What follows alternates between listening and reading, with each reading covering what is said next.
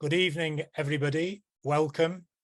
Thanks for attending this evening's session of talking about socialism from a Marxist point of view. My name is Nick Rack. I'm one of the organizers of the sessions, and I'm going to be chairing tonight's meeting. Tonight we have Ed Potts, who's based in Manchester, joining us from there. And Ed is going to introduce a discussion for 15 minutes on the subject of democracy, addressing the questions, what sort of democracy do we have? And what sort of democracy do we need? He'll also be touching on the question of democracy in the workers' movement. We'll then be moving on to discussion, and I hope everybody participates with questions or contributions. We limit people to 3 minutes so that everybody can get a go. And once everybody who wants to speak has spoken, we'll do a second round. But don't feel obliged to speak for 3 minutes. If you've just got a question that's going to take a few seconds, that's just as valuable because it helps with the discussion. I should tell you now that the meeting is being recorded and it's being live streamed to Facebook. And also it will go up, the video will go up onto YouTube tomorrow morning so that it's public, and you can see all of the videos of our session. So there'll be 13 after tonight. They're all available on our YouTube channel, which is talking about socialism from a Marxist point of view. The meeting finishes at 9 o'clock and we won't go past that, so everybody knows that they can be off at 9 o'clock. So having introduced all of that and got that all sorted, hopefully everybody understands where we are. And I'm going to ask Ed now to introduce the discussion for 15 minutes. So Ed, off you go. Thanks very much, Nick. Well, what follows are some quite rough notes, inevitably, which I'll speak to. I may not need 15 minutes, but I'll start by talking about the democracy that we have. And the background to it. The historical touchstone, if you like, for democracy, of course, goes back to ancient Athens. It's a very old concept of democracy, and it's been contentious for almost as long as it has existed, even if in its, you might say, archetypal form, so-called Athenian democracy, which emerged in the 5th or 6th century BCE. It was highly controversial even then. Despite the fact that the Athenian citizens, those who were male, free, so not enslaved, and over the age of 30, were a minority of the population at all times. The fact that the demos, or the common people, were allowed to participate in ruling society was highly controversial at the time, and has been ever since, and is even more so, arguably, today, when taken to its logical extent. It's commonly assumed, it's an idea that goes unchallenged in most of public life and discourse, that we live in a democracy because most would say the defining feature is that we have regular elections to Parliament and also to local government. So we choose our representatives in Parliament. From there, government is constituted. But of course, democracy as a concept, a highly contested concept, can take many forms in principle. No specific form is implied in the concept itself. Certainly not something as specific as elections once every 5 years to a parliament. But the range of forms which are of democracy, which are practical and feasible, and which can realistically exist within a given society, can be determined and sketched out to some extent by analysing the society in which they have to exist, and they have to be built and sustained by people who live in that society. So our more fundamental starting point as communists, I would suggest, is that we say what is commonly termed democracy in today's society does not in fact involve the self-rule of the demos, the common people. And we can point to various signs and symptoms of that. We can point to the large rates of abstention, even in very liberal democracies where elections are among the freest and fairest that exist currently, still very large rates of abstention, particularly in recent decades. We can point to people voting for protest votes, people who openly disdain the democratic system, and indeed people voting for alternatives, fake alternatives, you might say, such as fascism, which seek to overturn or repudiate the democratic system. But of course, those are surface level indications that something is badly wrong and that the ideal of rule by the people is not being lived up to. We have to go deeper than that, I would suggest, to find out where the discrepancy is. The political system that we've inherited in this country operates essentially on a number of assumptions and constitutional principles which were borrowed to a large extent from the continental revolutions that took place in the late 18th and mid 19th centuries in France, Germany, and other countries. These include the legal equality of all, broad freedom of expression, the ability to publish one's opinions and not be imprisoned for it, freedom of association within limits, and commonly as well, free elections by secret ballot. Of course, in this country, more so than in some others, there are caveats to that, most notably the hangovers from the system that went before feudalism. The power of the hereditary monarchy in this country is perhaps the most obvious example of a hangover which really flies in the face of any pretensions towards democracy.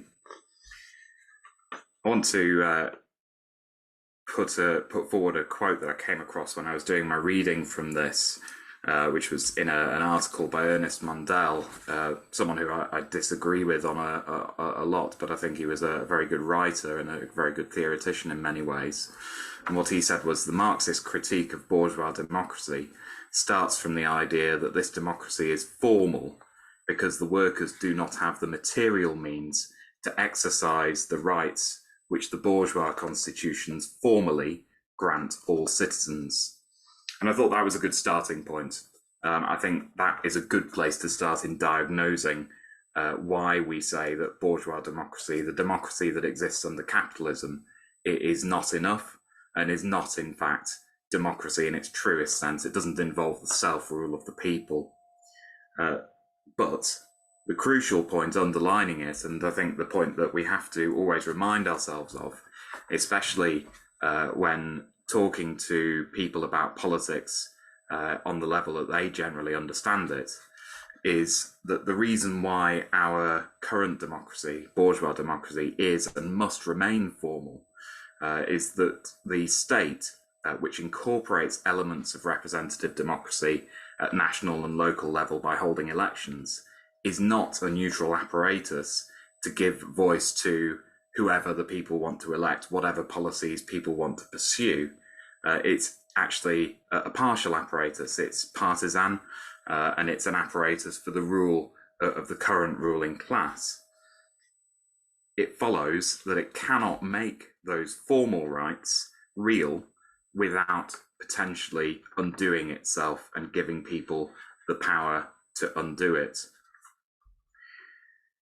Parliament in this country is among the oldest democratic, so-called democratic institutions in Europe, and it arose initially out of the increasing wealth and power of the feudal aristocracy and their demands to be consulted by the monarch in matters of taxation and war.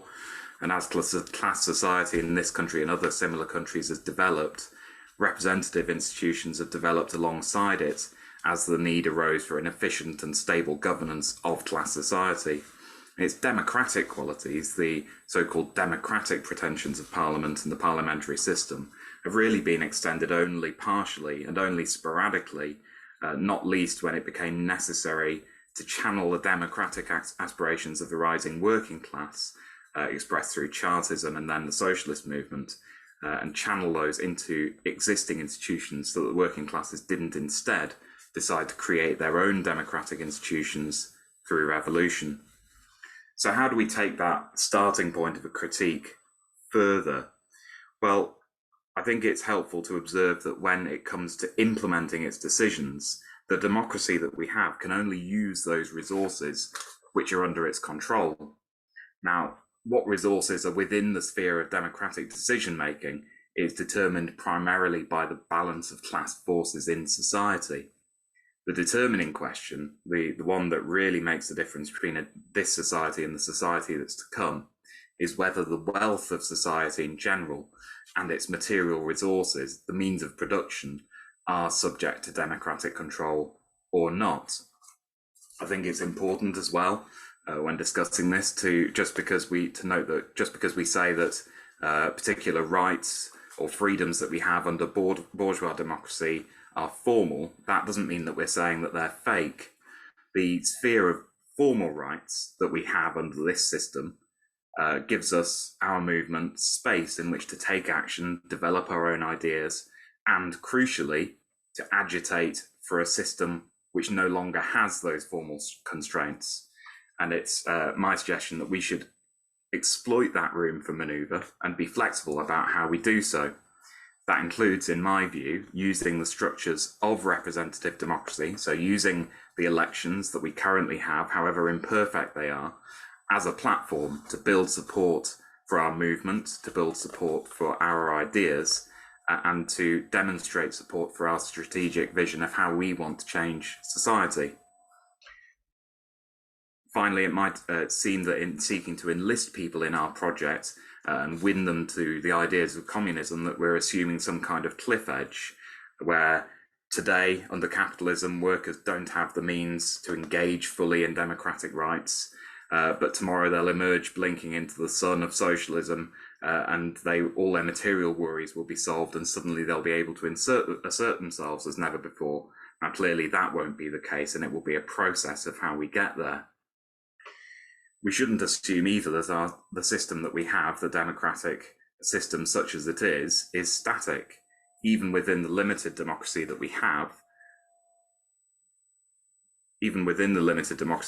there's a constant tug-of-war that's being waged. We can see this in the hollowing out of democratic life increasingly, with more and more state functions and services which were previously subject to some democratic oversight, increasingly being contracted out, put into arm's length companies, or like with the school system, subject to there's various examples of it. I want to just touch on democracy and its importance to our movement, the workers' movement and the communist movement.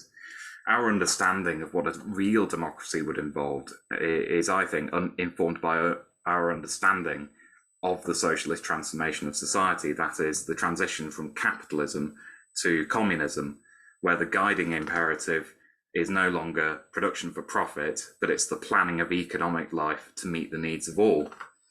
Now, we know that this substantial transformation can only be driven forward by a class that has an interest in the abolition of classes and exploitation, and that's the working class.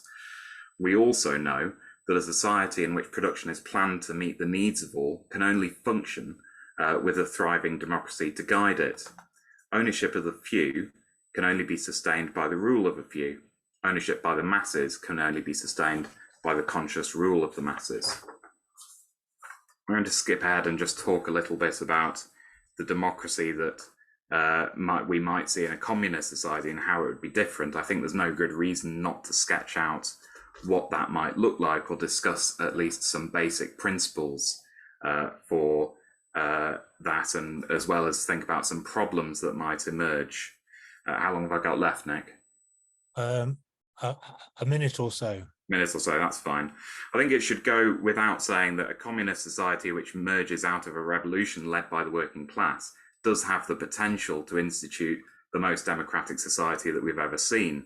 Obviously, the new abundance that we would all enjoy of time, education, knowledge, and satisfaction of our material needs would, of course, open the door to more participation by more people on a much more massive scale than we've ever seen. But there will be new challenges as well. I think there'll be a tension between ensuring the efficient administration of things On the one hand, it may lend itself to the creation of specialists, people who are good at working within the system, good at speaking, good at thinking, good at planning, and thereby, even if unintentionally, create a layer of specialists who are good at working within that system and guiding it. There's a tension between that and the other, on the other hand, needing to ensure that the society is ruled in a genuine sense by the people. The democracy of a communist society, I would suggest, won't be something that's achieved once in a revolution and then embodied perhaps in a constitution or a set of guidelines. It will be a living thing, an aggregate of humanity's day-to-day participation in controlling its own destiny, the sum total of a vast array of people making decisions, discussing and debating with each other. I'm going to throw in the suggestion that at some level of society, perhaps the lower, there'll be a role for sortition, that is, people taking turns, people taking part in the governance of society according to lot or selection, as in the kind that you might see in juries. Taking part in the administration of things in the future, I'd suggest, will be a civic duty owed to one's neighbours and to society as a whole, as well as a right that we will all enjoy. I'm going to stop there because I think that's probably my time, but look forward to the discussion. Thanks very much, Ed. That's really excellent, succinct introduction, raising a load of ideas for consideration. So can I see who wants to come in? If you could use the raise hand button on your screen, normally at the bottom, and I'll call you in. Even if you've got a question or a short comment, please don't hold back.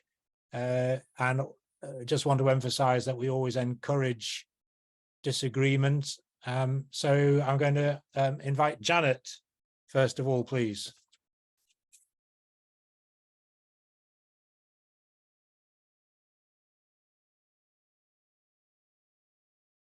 Janet, are you there? Sorry, I'm muted. I'm not muted now.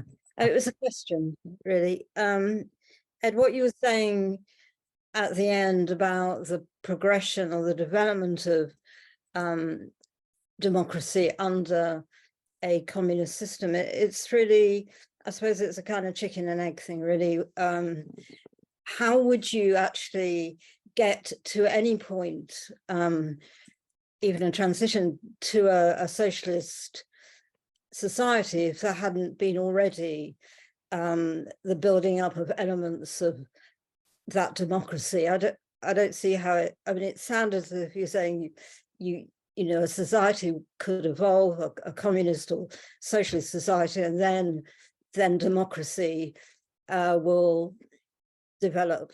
But wouldn't it have to be a prerequisite of achieving that, having a much greater democratic structures and consciousness, or whatever? That was a question. Great question, Janet. Thanks. I'm going to invite Kirsty, please. Hello, hiya. I was just, I thought that was very interesting.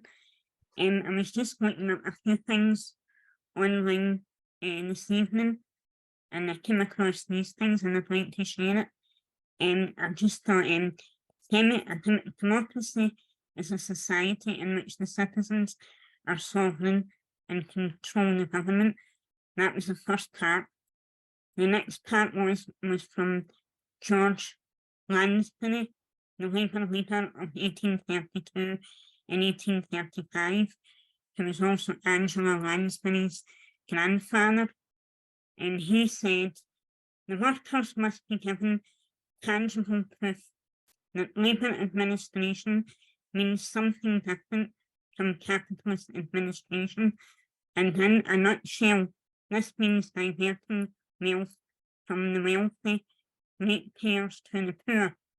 Those who pretend that a sound Labour's policy can be pursued nationally or locally without making the rich poorer should find another party. and that was George Lansbury that said that. I just like to share that. That was all. Thank you very much, Kirsty. Very interesting quote. Thanks very much. Matthew.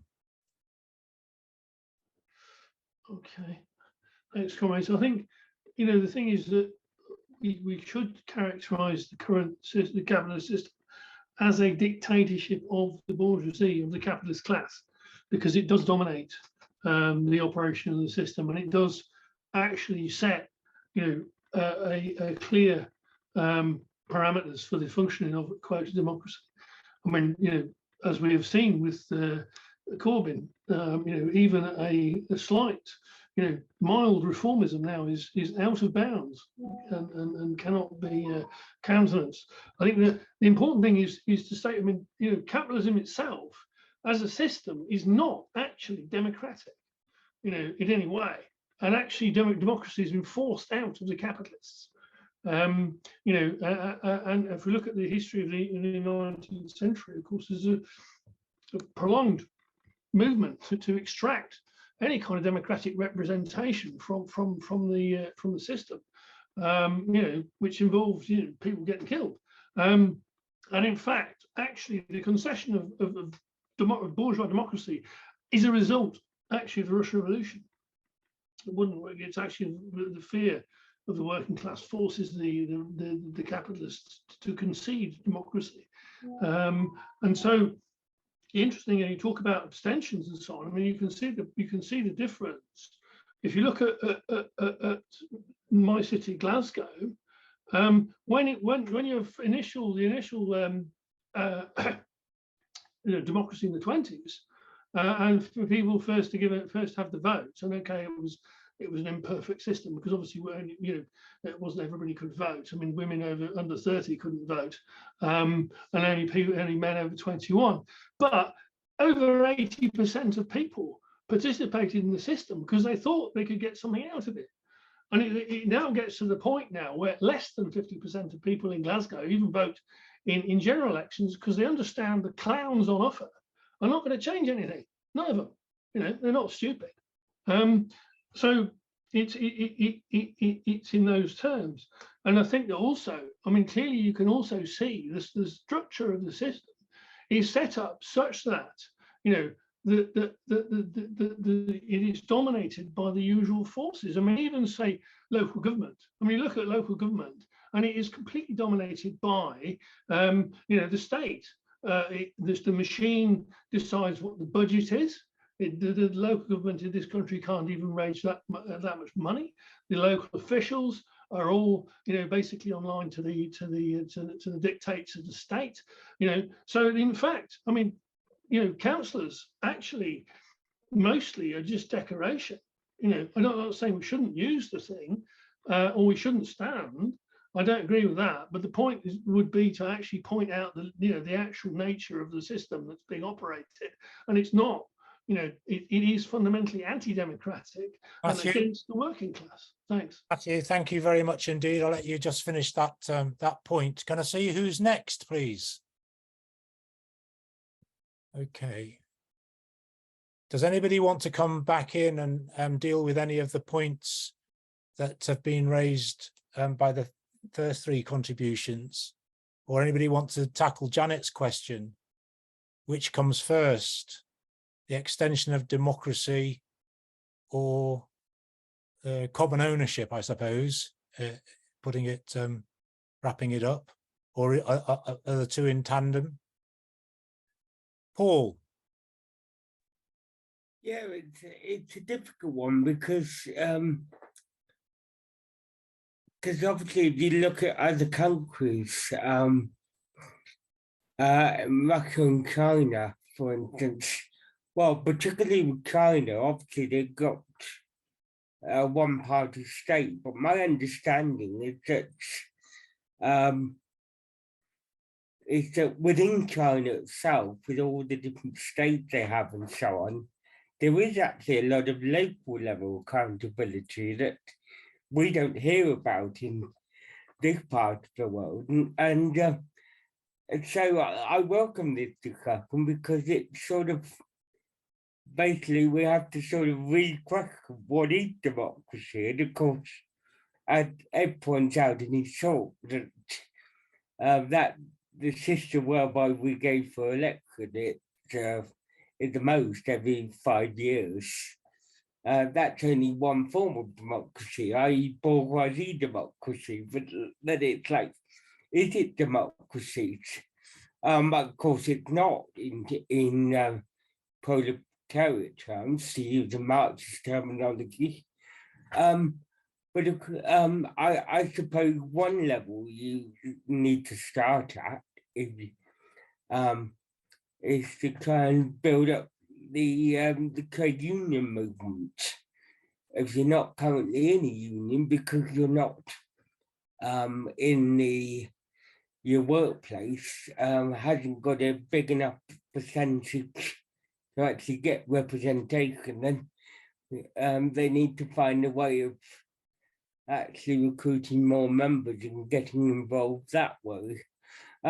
What I do also find disappointing is that there are socialist parties in the country who take part in all kinds of activities, but they completely neglect the electoral process, i.e. they don't take part in local council elections, they don't take part in parliamentary elections. I understand the reason why, but if you're a socialist, and also I should add a Marxist, then Marxists should actually be taking part in all aspects of culture, including elections in the present form, until we can find a way of changing it.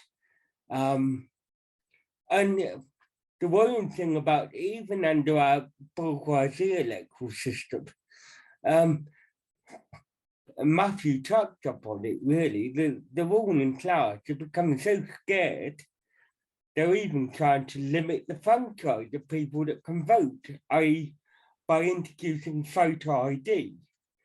The real agenda of that is to restrict the number of people that can actually vote in elections.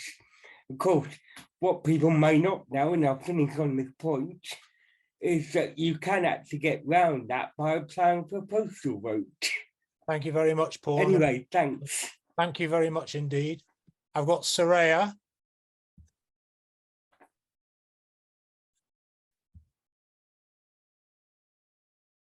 Soraya? So, sorry, I was trying to unmute myself.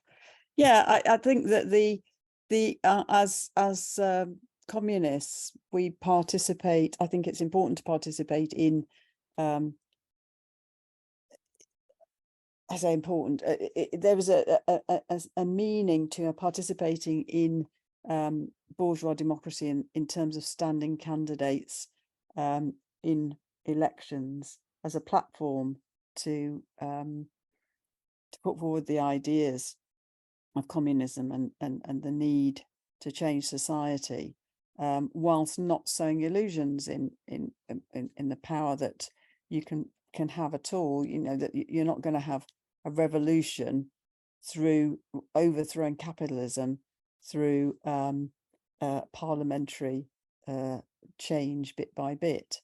Do you need to have that before you can have the overthrow of capitalism? Well, if you look at the Russian Revolution, very different time, but you had most people didn't participate in that, in the limited democracy that there was, but it was still possible to change society because of the fact of a revolutionary party, which is key, and being able to get out and argue to people. It's a very interesting question. Do I think, is it a necessity now? Well, I suppose you have to look at, I don't think so, but you can't ignore, you can't, and I don't think anybody's suggesting that here. you know, you can't say, oh, well, it's bourgeois democracy, it's not real democracy, and therefore I'm turning my back on it. As one of the comrades said, some people do argue that, and therefore, you know, don't participate, because what we have to work with is the fact that vast swathes of society believe that that is that is democracy, and that it's only through that you can express your views, and that you can bring about, have any participation in what happens in society. So, but I'm not, I haven't got time to go into it, but I'm not convinced that it is a requisite for revolutionary change to come about. Thank you very much, Saraya. Can I see who else wants to come in? Who else wants to come in? Again, asking any questions or making any short points?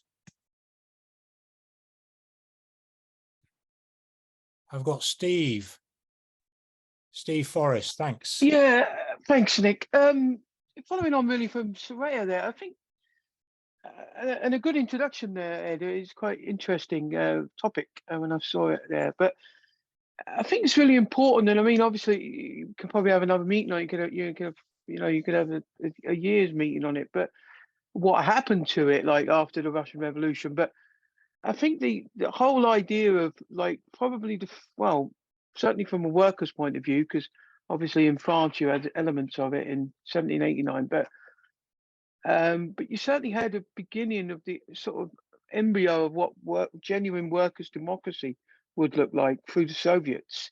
You know, the Petrograd Soviet was a mass participation of you know, working people, sailors, soldiers, you know, and then quickly, particularly after the seizure of power, it spread throughout Russia. Obviously, there was in Moscow and in the industrial heartlands, but then there became peasant Soviets. I mean, you know, Victor Serge in particular, I think, has written a very good book on it. He was obviously constrained by circumstances relating to, you know, situation within the Stalinist regime at the time, but it's quite interesting. Some insights. I think it's called 1 Year of the Bolshevik Revolution. And obviously there are some elements that, you know, it begins to unravel. Why does it unravel? Is, you know, again, it's a discussion, but I think the role that the Soviets played in the revolution and the mass participation has been echoed in our own general strike to a perhaps more limited degree. Has also been echoed in the events of France in 1968, particularly in the southern cities. Marseille was self-governed to a certain degree, certainly in regards to medicine and who could enter the city. And I just think it's really quite interesting. On the one hand, bourgeois democracy, absolutely, and I agree with Saraya and others that we need to participate. You know, either through independent candidates or through, you know, what I would be, which would be influencing the Labour Party and the way that we can. But that's a different debate again. But I think what's really important is to appreciate what is workers' democracy. What do we mean by democracy? And then obviously we can learn the lessons of perhaps what went wrong with Lenin's democracy, the role of trades councils and self-governed cities in France, 1968. I think this is really fascinating, but we really need to understand that what we mean by workers' democracy isn't bourgeois democracy. It's mass participation of the working class in town councils, city councils, military councils, all coming together under the one umbrella, which in a sense is the development of dual power. And it is our government, it's our participatory democracy, and it will then be the embryo of how we will run society after the transfer, the seizure of power, call it what you want. So I just think it's a really quite fascinating discussion, and we should emphasize what we want to see in democracy, our democracy. Cheers. Thanks. Thank you very much, Steve. Really good points. Anybody who's not spoken want to come in and add any points or ask any questions? Minnie.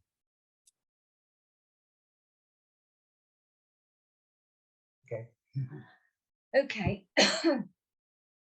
We could do a bit of an intervention here. Graham's a songwriter. We've got a song. It's called X, and I think it just says what we could do. Just do a rough version now. Yeah.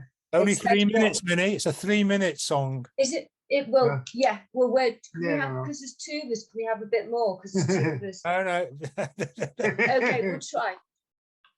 X. I Vote want for me as your savior. Guarantee best behavior. Since I possess that saintliness, that's too good to be true. And I can't think of anything that I wouldn't do for you. Recognize Blair in there? Da, da, da, da, da, da. I'm in touch, well connected. Oh, see how much I'm respected. In my crusade, you'll be repaid when crosses get me through. And I can't think of anything that I wouldn't do for you.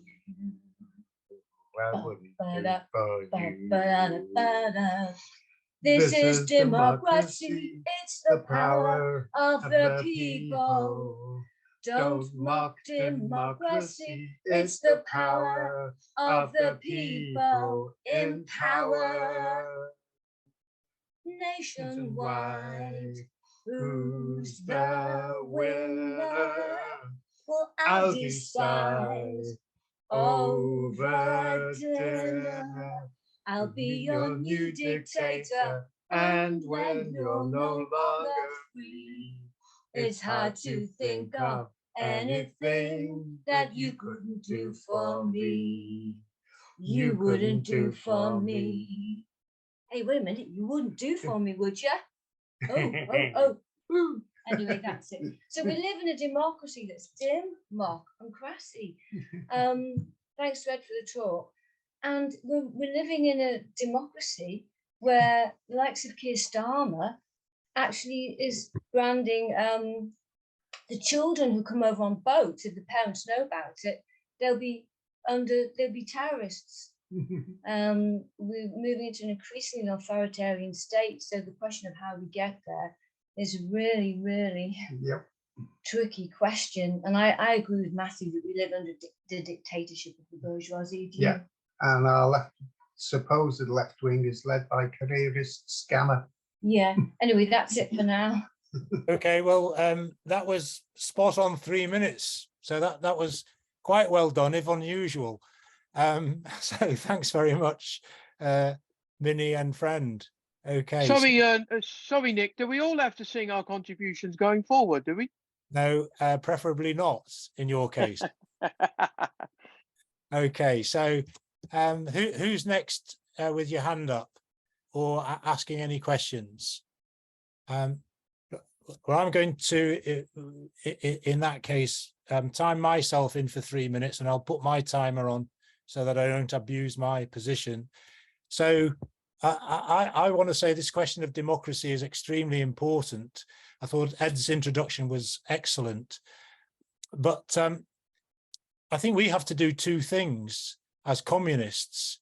We have to fight for an extension of the democracy that we have now, and we have to fight for full democracy. And that also means defending the existing democracy, however limited it may be, because I can't remember who it was that was who made the point.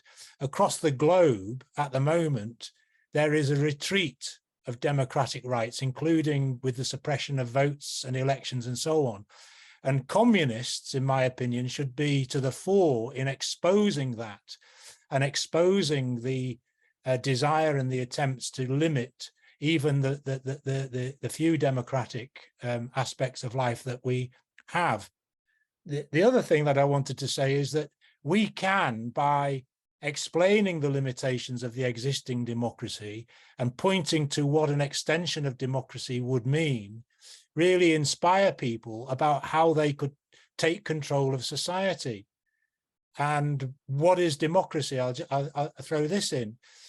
A lot of people think, well, it's the everybody has an equal right.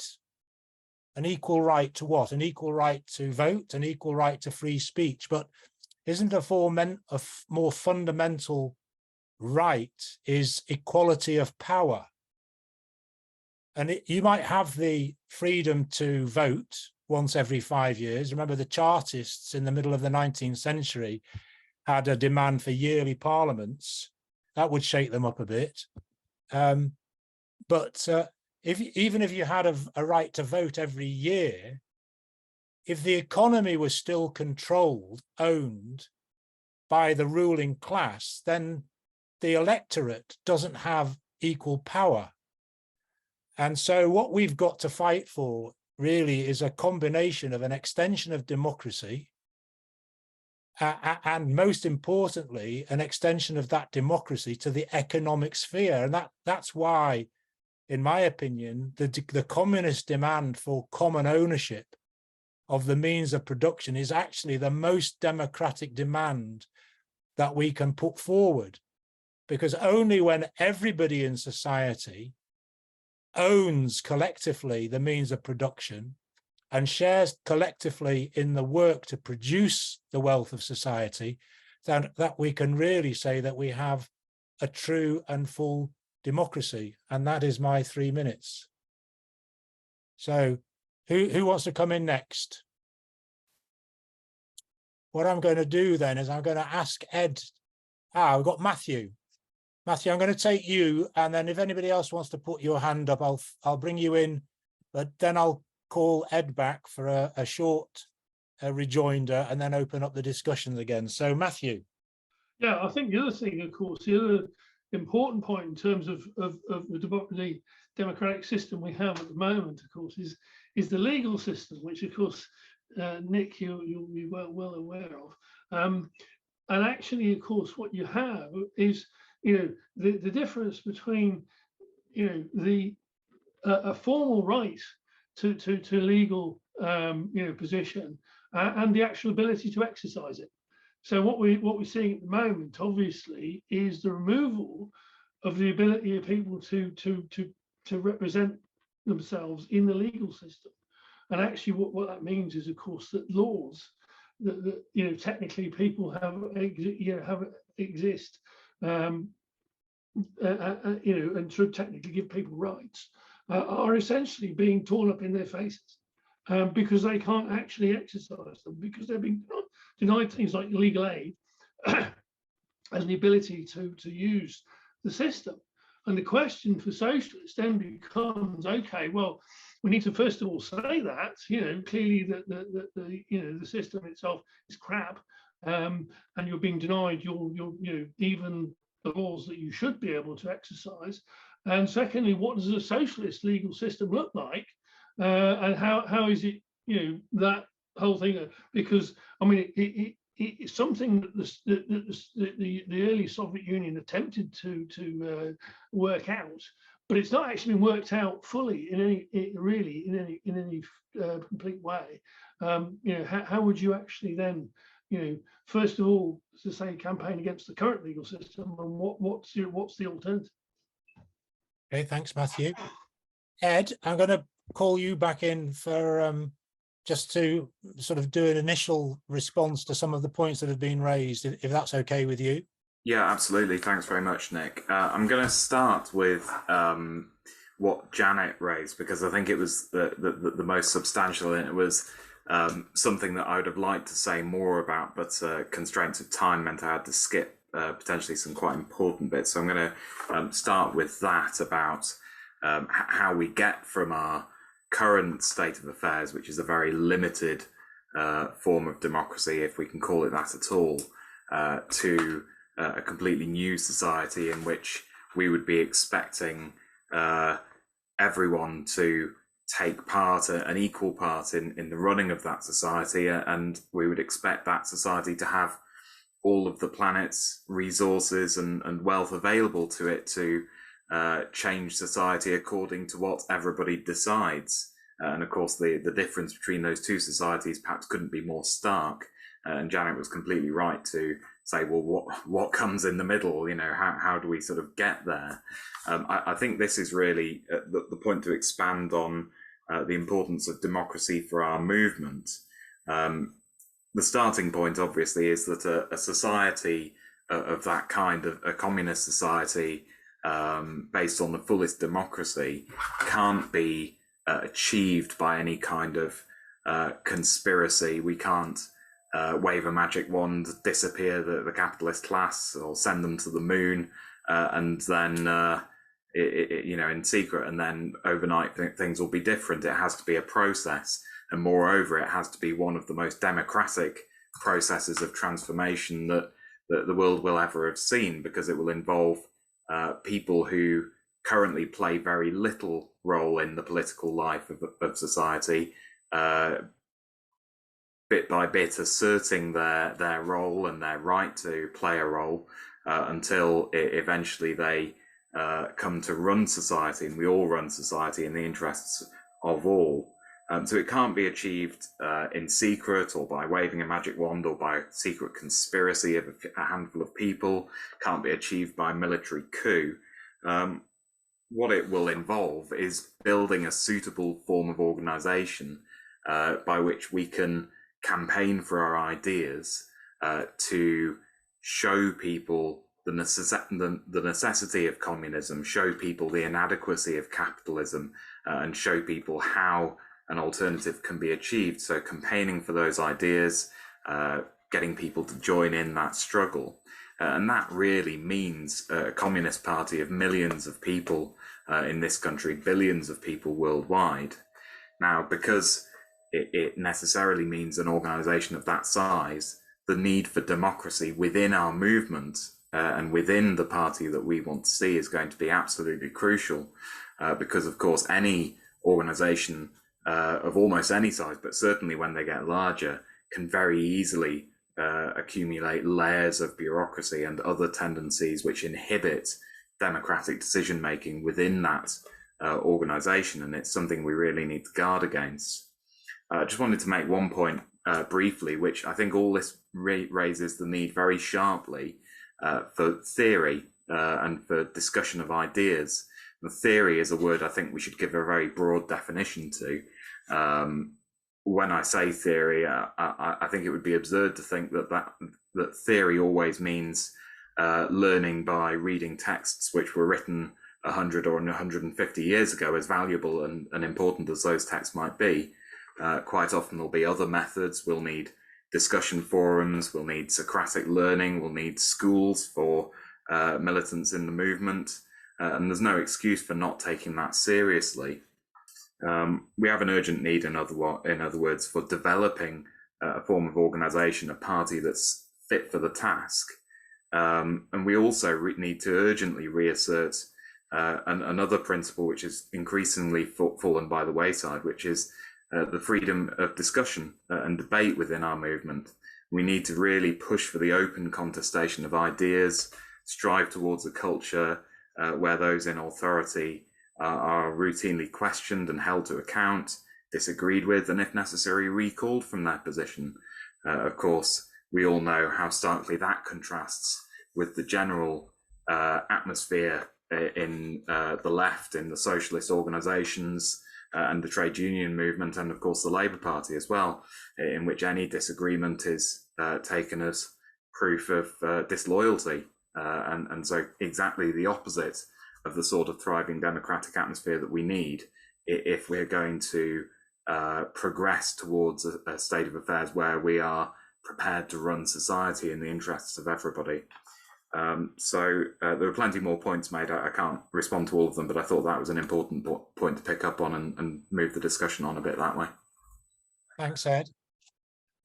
Okay, so can I see if there's anybody who hasn't spoken, who maybe wants to say a few words or take up the 3 minutes or ask a question?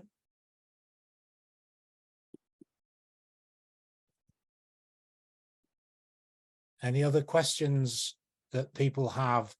And again, our policy in these meetings is that there are no stupid questions. In fact, the question that you don't want to ask is probably the question that needs to be asked.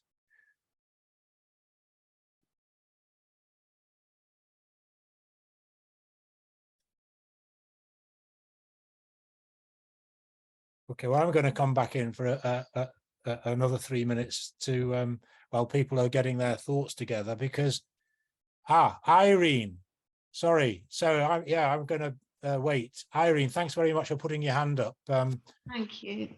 I think that your contribution was the one that enthused me. I think the introduction was very good, and I liked the history and the variations and development of democratic forms. But I think at this present time, we are under real attack. Democracy in chains, as Nancy McLean said, and there is a deliberate attempt to strip us of our civil rights and democratic rights by stealth and piecemeal. So I really think that the focus on defending and extending our democratic rights should be a huge priority, because the struggle, despite their limitations, the struggle that we would have to mount once they have been taken away will be horrendously difficult, and the ability to organize within the structures of disempowerment, that makes sense, are really hard to envisage. It's difficult enough now. That's it, really. Thank you. Thank you, Irene. I think those are really excellent points, actually, because they are immediate problems that face not just our movement, but the whole of society. So I was going to come in and develop those points, but you've helped, because you've focused my points. I just need to make sure I don't overdo it again. If you look around the world, from America through Poland and Hungary, Italy, the closeness of the last presidential election in France with Le Pen, only coming marginally behind Macron, neither desirable. But you can see in every single part of the globe, including the advanced capitalist world, where bourgeois democracy has made perhaps the most advances, that democracy being undermined fundamentally and stridently undermined. Even in Britain, if you remember, we had Boris Johnson attempting to illegitimately, unlawfully prorogue Parliament over the Christmas period, if you remember. And a lot of people on the left, in my opinion, don't take these matters seriously. But if democracy goes, if populist far-right movements come to power, if neo-fascists come to power or fascists come to power, then we will experience exactly what the absence of bourgeois democracy means, not just to our movement, but for the whole of society.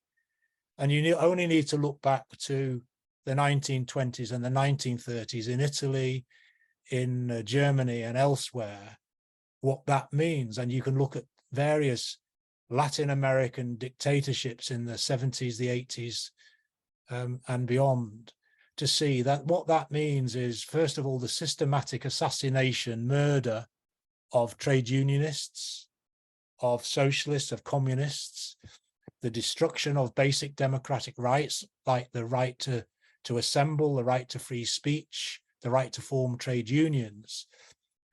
I say all of this because I take it for granted that probably everybody on this call agrees with the proposition that all of those rights, we call them rights achieved under bourgeois society, they've not been handed to us freely. They've been fought for and won.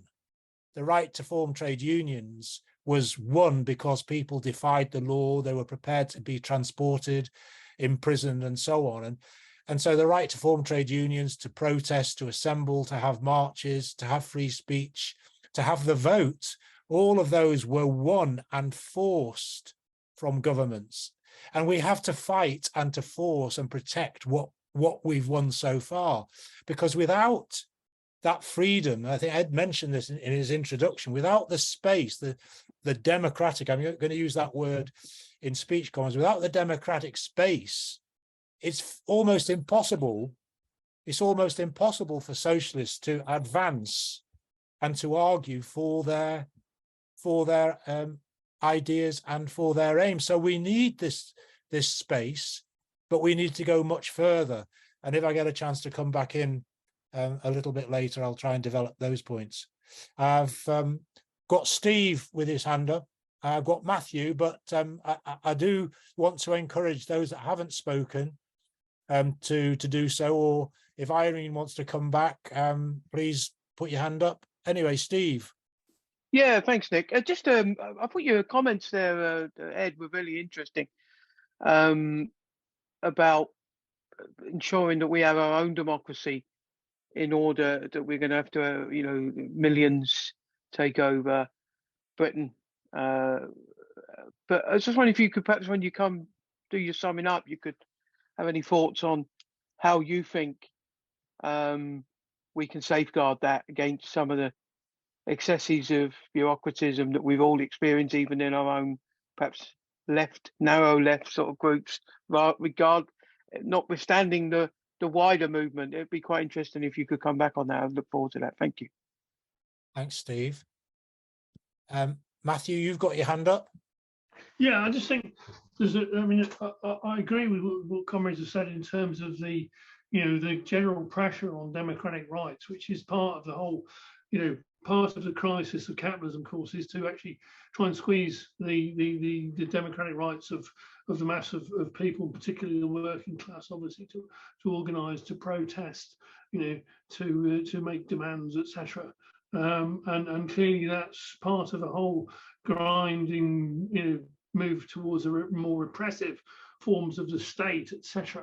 I think the other thing, of course, that we haven't covered yet is corruption. And actually, if you look at the nature of politicians in bourgeois systems, is they are corrupt. Interestingly enough, of course, this was made legal, particularly in the US, by the infamous Citizens United decision in 2013, which essentially allowed big capital to buy politicians, usually under the table, what they call dark money. So in fact, you've got politicians you can go and look up, and most of the national politicians in the US are owned. They're actually, by the donations, etc. they get. Essentially, you can work out who they work for, and it's not the people who elect them. Joe Biden, for instance, was always known as the senator for MBNA after the finance. When he was in the Senate, was always known as the senator for MBNA and other such operations in Delaware. When he was a senator. It's actually, and you can see this also. Of course, you see this process with Starmer, in which obviously the Labour Party is now being taken over by again, as per Tony Blair, obviously by its donors, and clearly will react to the requirements of those donors rather than anybody who votes for it. And this, really, this is the whole process. Of course, politicians actually work for the capitalist class and not for the electorate. Thanks. Thanks very much, Matthew. So I've got John Haywood, who's John, you've put your hand up, so I'm going to call you in. Thanks very much for putting your hand up, and then I'm going to call Irene again. So, John.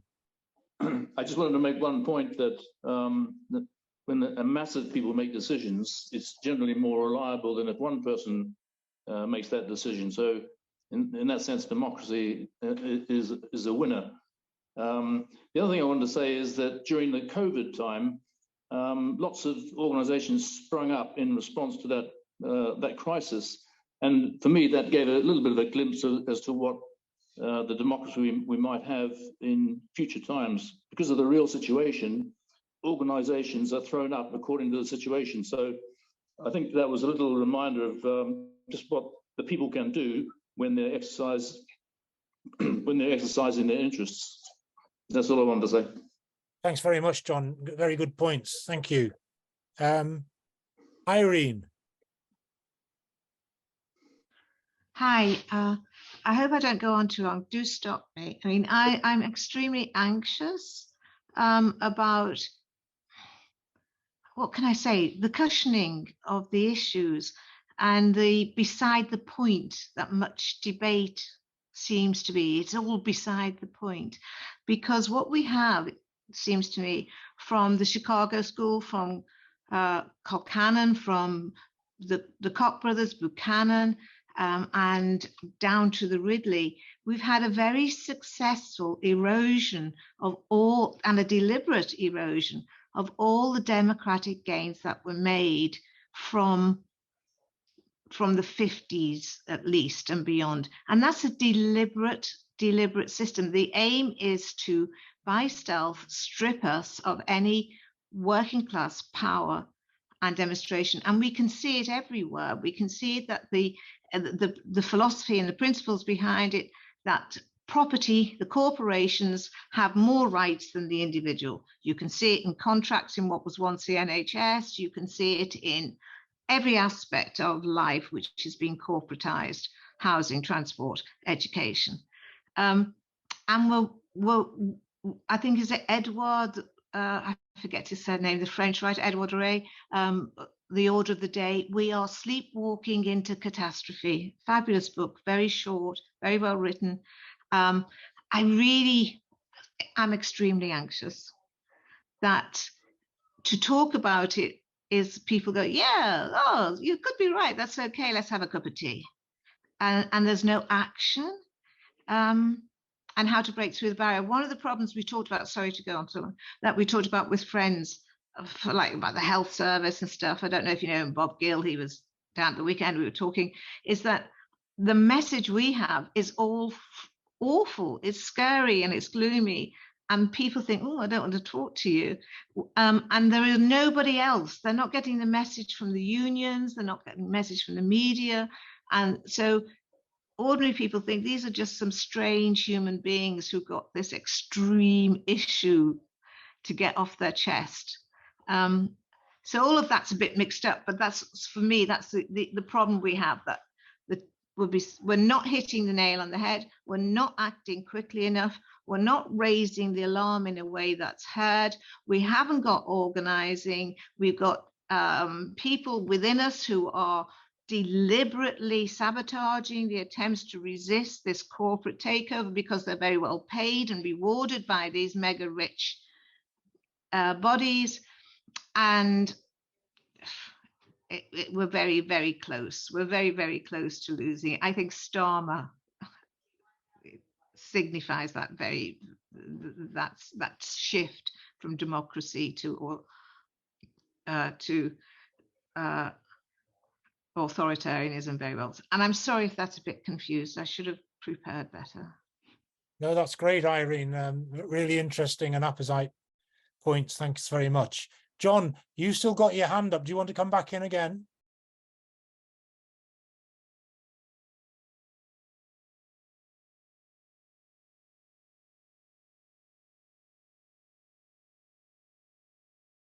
John? I think that was a no, Nick. That's a no, is it? Okay, sorry, John. I'm going to lower your hand. Yeah, I was trying to do that myself. Okay, don't worry, I've done that. Excellent. So, who else wants to come in? Perhaps somebody who, are there any people that have not yet spoken or want to ask a question, make a short contribution? As I always repeat, don't worry if you think it's not a worthwhile question. They're always worthwhile. We've got a very late comer, Rodney. Rodney K. Kreisman. Welcome, Rodney. Okay. Ed, did you want to come back on any of the points before I while people are collecting their thoughts? I'd rather leave it to the end if it's all right. Of course. Okay. Well, I want to come in on a few points to sort of develop what the demands on democracy that we should, as communists, be putting forward, and people can, you know, agree or disagree or fill in the gaps if I forget to mention anything. Ed mentioned about theory, and I think theory is extremely important, but more important in a sense is learning from experience. And in 1871, which is going back quite some time, but there was an event in France known as the Paris Commune, which I'm sure some, if not all of you, will know some of the details about. But essentially the working class in Paris, in the middle of a war between France and Prussia, took control of Paris, and they had what they call the Paris Commune, which lasted for, I think, 2 or 3 months. I can't remember exactly. At the end of that, it was suppressed extremely violently with the murder of something like 30,000 Parisians at the hands of the French bourgeoisie. But in the meantime, when the Paris Commune was in existence, the working class took some very practical steps to impose their authority against the authority that had preceded them. That was the bourgeois authority. And one of the first things that they did, through the measure of universal suffrage and elections, they basically abolished the police. They abolished the standing army, and they had an armed people, and they began to move and implement, if you like, proletarian democracy, but the democracy of the majority. And so they had the election and recall of all officials. All of those officials that were elected by universal suffrage were subject to being recalled if they stepped out of line. Rotation of officials is another demand that we should put forward so that we don't get the bureaucratization. In the Paris Commune, they implemented a policy of having the officials on the wages of the average worker. So basically you had the people who had been elected living on the same living standards as the people who elected them, and subject to recall again if they stepped out of line. And you begin to see how the dismantling of the preceding state apparatus, with its forces of repression in the army and the police, the judiciary, the church, all of those which were removed from, separated from the state, again subject to election. So we've got in outline the sorts of demands that we could be putting forward. So in Britain today, it seems obvious, I'm sure there's nobody who disagrees with this here, but we should be demanding not only the abolition of the monarchy and the establishment of a republic, not only the abolition of the House of Lords, but the election of all officials and the rotation of all officials to be subject to recall, paid the average wage of the people that they represent, no standing army or police, because that's an instrument of repression, but an armed people. And side by side with that, and this is important because sometimes in these discussions about democracy, we forget or omit what's the purpose of taking those democratic steps. It's so that the new majority, because we're now talking about a majority being in control and in power and running its own state for the first time, it's the purpose of that democratic control to expropriate the expropriators, as Marx described it. So we're not just having democracy so that we can all sit around and, you know, have equal rights to say, or equal rights to print newspapers, but we can have equal rights and equal power to control what is produced, how it's produced, and in whose interest it's produced. And that means taking away the private ownership of the means of production. So you then get back to my original point, which is full democracy must mean common ownership and full economic equality in terms of the ownership of everything by everybody. So those are my points. Thanks. Anybody want to come back on any of those points that I've just raised, disagree or add, or any of the other points for that matter that have been raised? Nick, Minnie's had her hand up for a while. Oh, Minnie, I can't see you. Minnie, come in. Let me just right. Oh yes, sorry, Nick. Yeah. Right. I agree with so many of the points that have been made. With Irene, have deeply disturbing times that we live in. The corruption that Matthew said about the corruption, it's crony capitalism. It really is crony capitalism. They all know each other, and also Kirsty, the media. We have. I really liked what you said, Nick, and that example you gave. The collective experience of the working class is of utmost importance. Yes, theory, but the collective experience of the working class, I'll say it again, that people do know, they know what's wrong. We do need a party, we need a platform to discuss and to get messages out, to get media. I'm wondering if there's any way to demonstrate the kind of democracy that we're looking to create. And that would be, obviously people are saying use the electoral system, but what about using the company system? You know, set up companies, huge things, communally owned. I know it would be hard, and obviously to take us down, it'd be within capitalism, but, you know, just everywhere, like set up our own systems, use the system, think of a way we could set up our own system within their system.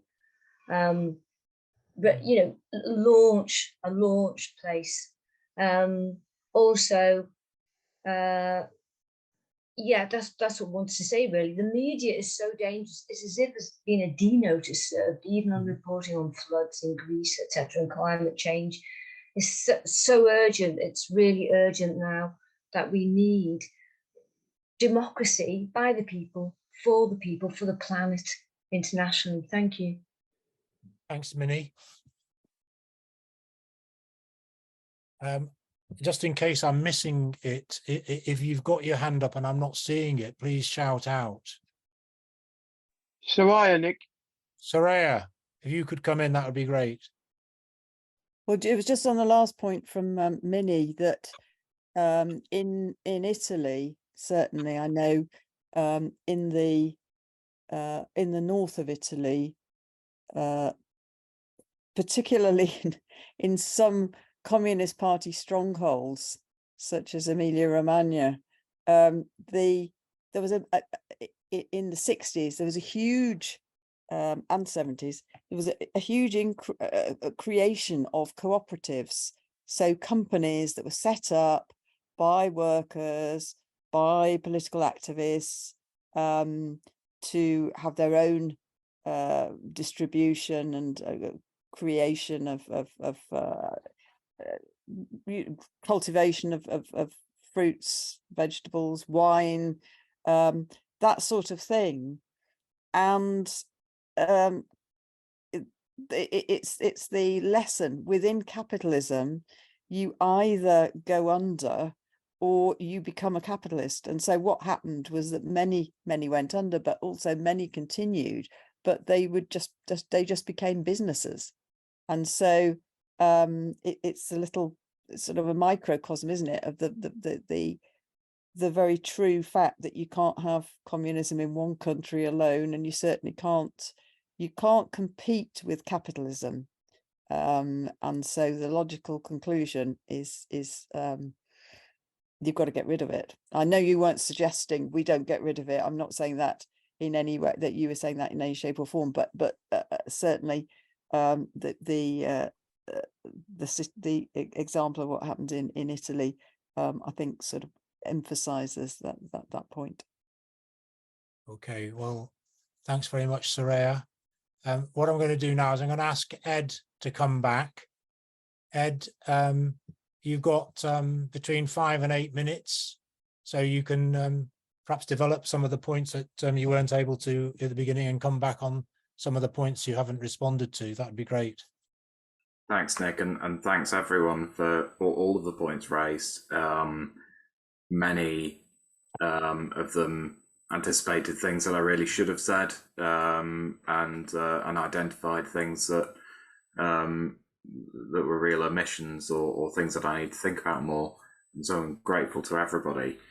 John made a very important point with an interesting starting point, referring to the way that society responded to the pandemic.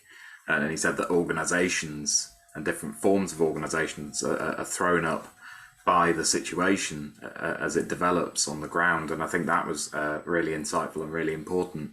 Of course, that maybe the most obvious sort of historical example of that is that in 1905, nobody had heard of society organizing themselves in things called Soviets or councils in English, and nobody had really sort of conceived of that, certainly not Marx or Engels, and not Lenin or any of the Russian revolutionaries had really thought about that as a means for organizing society until they developed from the situation on the ground.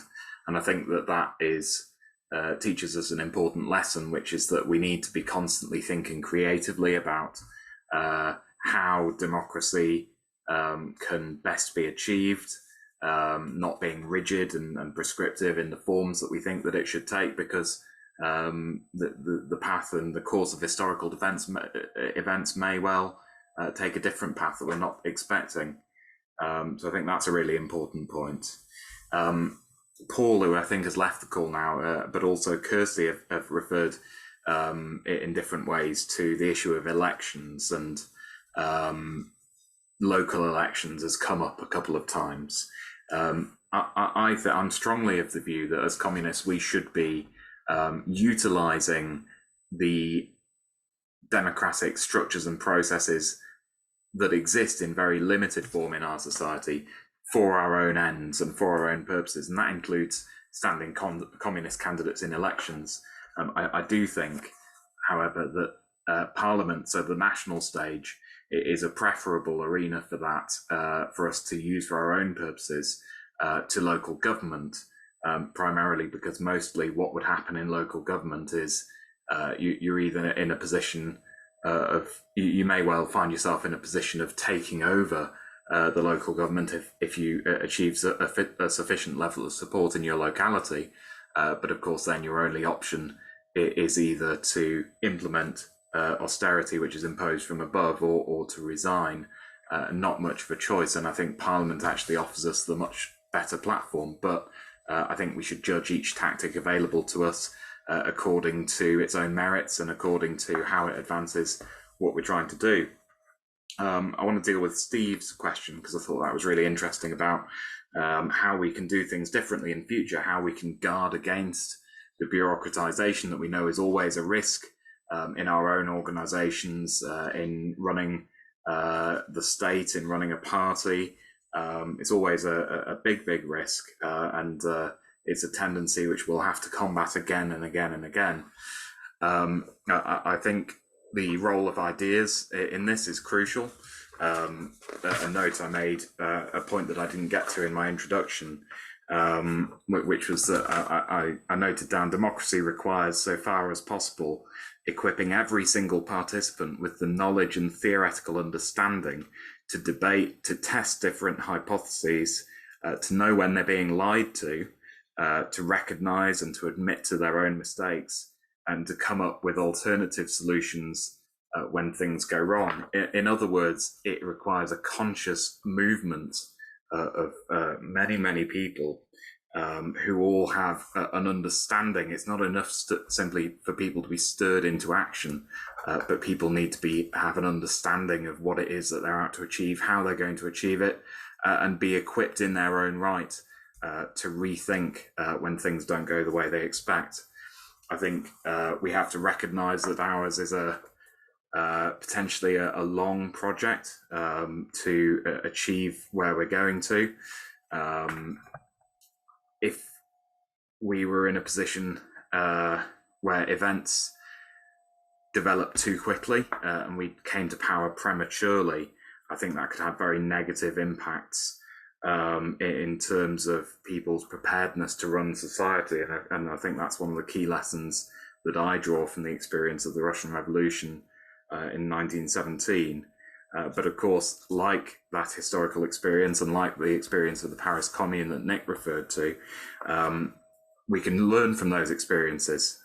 We can learn from what went wrong so far as we're able, but we can also benefit from how much society has advanced since then and how much it's changed, and think about the ways that enables us to do better next time. It occurred to me, and I'm sure Steve is well acquainted with this kind of information, but 80% of the people, I think, in Russia at the time of the revolution were peasants, so a very minimal level of education, participation in civic and public life. Of course, in this country now and in many other countries like it, the working class is the vast majority of people, to which presumably everyone on this call belongs. We're a much more homogenous society. We all have, or most of us will all have, a certain level of elementary education, which will stand us in a much better stead to run society than were the people who had it thrust upon them, perhaps prematurely, in those historical examples. I want to just conclude, I think, if I have a minute or two, finally, with the means by which we can achieve all of this. Minnie, I think, quite rightly said, we need a party, we need a platform, we need people to be educated and engaged. We need to learn from previous experiences of what happens when organizations aren't organized democratically. And we need to not be afraid of discussing and debating and disagreeing with each other. It's absolutely crucial because it really is the only way in which differences come to the fore and can be developed and discussed in a comradely way, and thereby achieve a better understanding of where people are coming from on different sides of an argument, and to reach a better conclusion. And so I think the sort of organizations that we equip ourselves with and the sort of party that we want to build in this next period will be absolutely crucial, because as much as society is ripe or perhaps overripe for socialism and communism, we are not yet in a position to deliver it.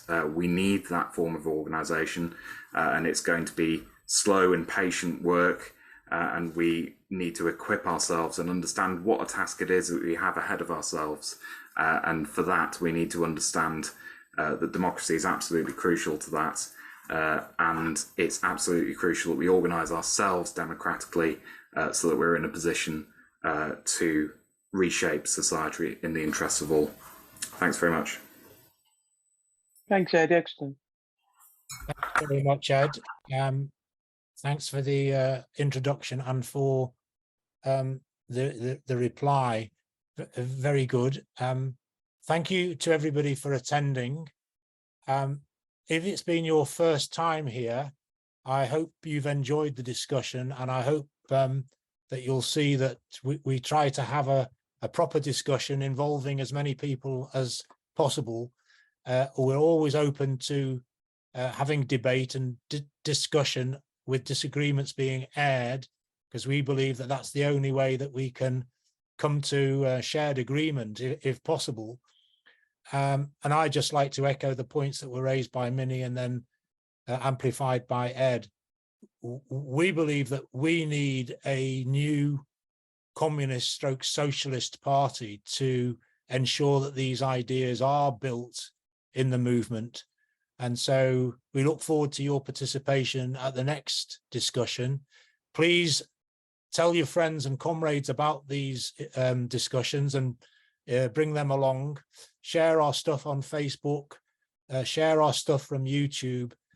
In a fortnight's time, we'll be discussing the rise of the far right and what socialists can do about it, how we can answer and confront that. And I hope to see you all there. Thank you very much for coming. And with that, good evening.